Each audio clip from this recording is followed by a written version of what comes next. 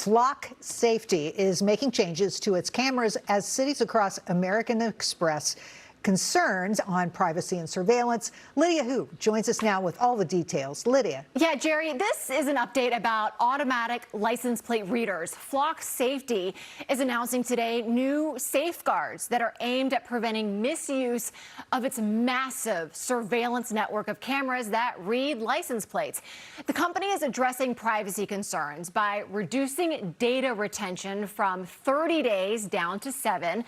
The company also wants to stop abuse. So now it will require a reason for every search of its system. And it will also make audits of its system automatically that will flag unusual searches.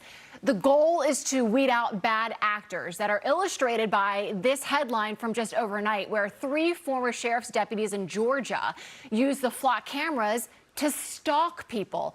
And it's this type of concern that has become so intense that now more than 20 cities are moving to cancel Flock camera contracts. There's also a nationwide protest planned for next week calling for the end of the use of automatic license plate readers. So today, the CEO of Flock Safety spoke about that backlash. Listen here. I think where you see most of the backlash, though, it's on misinformation. We don't sell this data. Our customers own it. We don't do facial recognition. We simply read a license plate as a car drives by, and at the end of 7 days, if it's not associated with a criminal investigation, the data is deleted. Jerry, the Flock camera system, it's enormous. There are more than 120,000 cameras nationwide. They have a presence in every state across the country except Alaska. If you ask law enforcement, they generally advocate for this technology because it's useful to them. They can very quickly locate vehicles, find out where they are, but also where they have been. Flock says its technology was also used in roughly 1 million investigations last year and helped locate about 10,000 missing people. Jerry, back to you. Well, good sides and bad sides, I guess. Lydia, thank you for that report. Great work.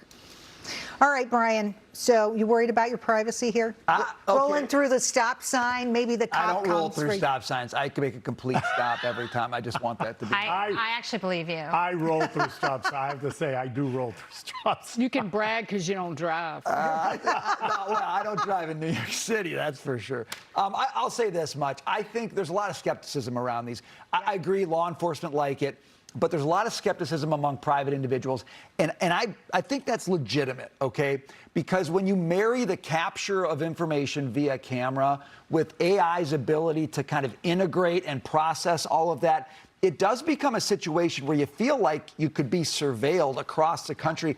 And that's like, it's a proud tradition in America to be concerned about that. It goes back to the founding of the Republic. The Fourth Amendment and the Bill of Rights is about unreasonable search and seizure. And we've always been concerned that government's going to overreach. Now, this is a private guy talking, and I don't want to create misinformation, but we live in a city where the mayor published people's data that he shouldn't have published for political purposes. And I think that's what people get really nervous about with this. But Kenny, suppose you had a child that went missing.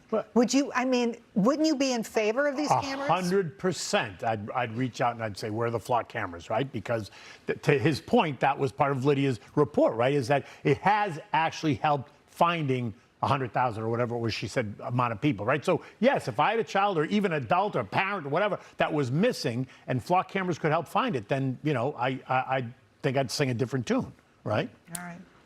I'm just very torn on this. I see the positive aspect of it, but I totally hear you on your argument. And as somebody who lives in this city and thinks the overreach has gone way, way, way too far, that aspect of it scares me. And so how do we strike a balance where we're catching bad guys but leaving the good guys alone? Two words: spray paint.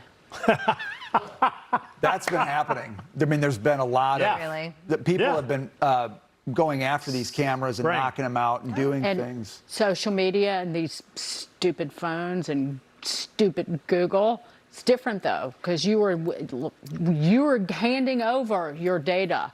That is a government taking it from you.